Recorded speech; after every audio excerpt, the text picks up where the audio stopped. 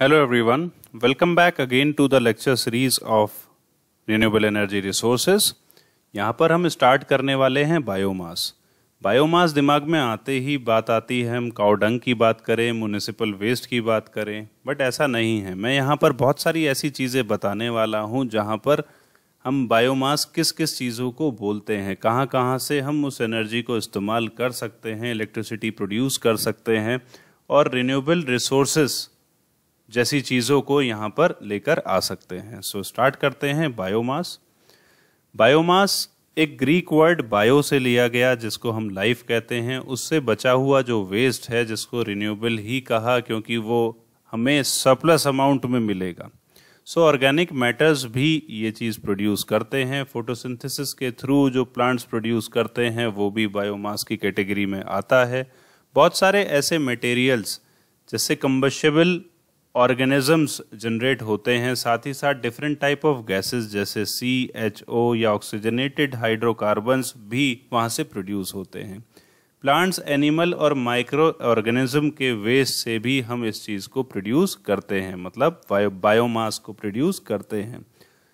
मगर solar energy उसका एक महत्वपूर्ण कारण है जिसकी वजह से ही ये सारी चीज़ें हुई, क्योंकि इनिशियली तो हमने उसी से ही एनर्जी ली। ऐसी जगह जहां पर लोड की प्रॉब्लम है, पावर की शॉर्टेज है, फ्लक्चुएशंस है, रिलायबल नहीं है, इलेक्ट्रिसिटी ट्रांसमिशन पाथ का प्रॉब्लम है, वहां पर हम बायोगैस प्लांट का इस्तेमाल करते हैं। इंडिया की बात करें तो लगभग 50% के आसपास खर्चा हम रिन्यूएबल एनर्जी के अंदर एक्सपेंड करते हैं केवल और केवल बायोमास के लिए। इसके रिसोर्सेज, जंगलों में पाई जाने वाली लकड़ी, पत्ते और वहाँ पर एनिमल वेस्ट भी बायोमास की कैटेगरी में आते हैं। सो रिसोर्सेज हो गया फॉरेस्ट, एग्रीकल्चरल रेजिड्यू जो भी हमारा बचता है जैसे straw, rice husk, coconut shells, ये सारी चीज़ें भी बायोमास की कैटेगरी में आती हैं। एनर्जी क्रॉप्स जैसे शुगर प्लांट्स, शुगर केन हो गया, स्टार्च प्लांट्स, ऑयल प्लांट्स, यहाँ से हम डिफरेंट टाइप के ऑयल्स और गैसेस भी प्रोड्यूस करते हैं। Aquatic plants like water hyacinth, kelp, seaweed and algae जैसे प्लांट भी बायोमास कैटेगरी में आते हैं। अर्बन वेस्ट के बारे में तो मुझे ज़्यादा बताने की ज़रूरत ही नहीं है। यहाँ इस चार्ट में आप देख सकते हैं कि कितने अलग अलग टाइप से हम इसको इस्तेमाल कर सकते हैं, कौन कौन से प्रोसेस से हम इस्तेमाल कर सकते हैं। चलते हैं एनिमल वेस्ट की बात करें, वहाँ से हम बायोगैस प्रोड्यूस करते हैं और एनारोबिक डाइजेशन वहाँ पर फिनोमिना इस्तेमाल होता है।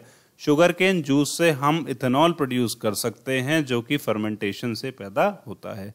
सो ये सारे वो मैटर्स लिखे हुए हैं जो आप याद रख सकते हैं कि किस किस तरीके से कौन कौन सा बायोमास सोर्स किस पर्टिकुलर टेक्नोलॉजी के थ्रू और किस फ्यूल को ऑब्टेन करने के काम आता है।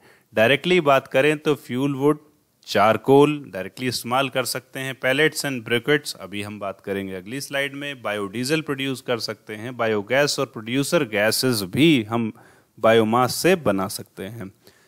कैटेगरीज कहें या फिर कहें बायोमास कन्वर्सेशन थ्योरी, कैसे कैसे हम बायोमास को कन्वर्ट कर लेते हैं। सबसे पहले फिजिकल तरीके से, डायरेक्ट कंबशन, सीधा चूल्हा में इस्तेमाल करिए लकड़ियों को, हो गया काम। इसी तरह से थर्मोकेमिकल और बायोकेमिकल। सो फिजिकल मेथड में पैलेटाइजेशन और ब्रिकेटिंग।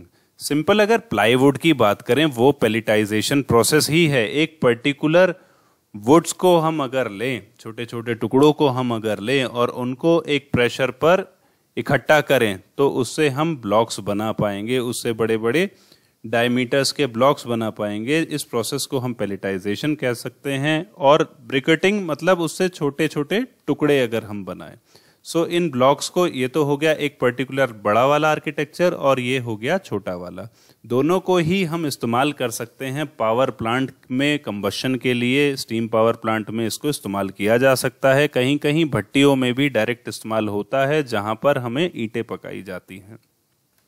डायरेक्ट कंबशन सीधा चूल्हा में इस्तेमाल करिए और पॉल्यूशन करिए, सिंपल सी बात है। आगे बढ़े, थर्मोकेमिकल। थर्मोकेमिकल प्रोसेस के अंदर बायोमास को एक वैल्यूएबल जगह पर रखा जाता है सो दैट उसमें एक प्रोसेस करा जाए जिसको हम बोलते हैं पायरोलिसिस, जिसके अंदर हीट किया जाता है बायोमास को विदाउट ऑक्सीजन और जिसकी वजह से डिफरेंट गैसेस प्रोड्यूस होती हैं। Hydrogen, carbon monoxide, dioxide, methane, N2 और साथ ही साथ वाटर सोल्यूबल कंटेंट्स जैसे acetic acid, acetone, methanol, non aqueous phase including oil and तार, ये सारी चीज़ें भी प्रोड्यूस होती हैं थर्मोकेमिकल प्रोसेस से। अब बायोकेमिकल, थर्मो मतलब वहाँ गर्म किया था, बायोकेमिकल सीधा फर्मेंटेशन करिए, डिस्टिलेशन करिए, मिथनॉल बनाइए, इथेनॉल बनाइए, एनारोबिक फर्मेंटेशन करिए, बायोगैस बनाइए। बायोगैस जिसका कंटेंट बहुत इंपॉर्टेंट है, याद रखिए मीथेन और CO2 होता है। एडवांटेजेस खत्म करते हैं इस टॉपिक को। रिन्यूएबल सोर्स है, कंडेंस फॉर्म में कार्बन रहता है, इथेनॉल भी वेस्ट से हम निकाल दें, वेस्ट डिस्पोजेबल प्रॉब्लम भी हमारी दूर हो जाती है, रूरल डेवलपमेंट में काफ़ी काम आता है, पॉल्यूटेंट एमिशंस जो हैं वो काफ़ी कम होते हैं, कमर्शियल यूज़ में भी हम इसको ले जा सकते हैं, और क्लीन गैस से जाना जाता है। नाइट्रोजन रिच बायोडाइजेस्टिव स्लरीज जो हैं वो खेती में खाद के काम में भी आती हैं, और वेरिएबल कैपेसिटी के हम बायोमास प्लांट्स बना सकते हैं।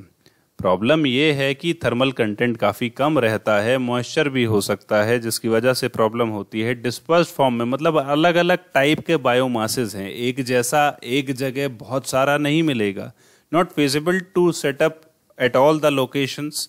कैपेसिटी डिटरमाइन नहीं कर सकते क्योंकि अवेलेबिलिटी पे डिपेंड है, labour intensive, high transportation cost और फीडिंग डिफिकल्टीज होती हैं। So these are all about the biomass. Next lecture में हम पढ़ेंगे बायोगैस। Thank you all.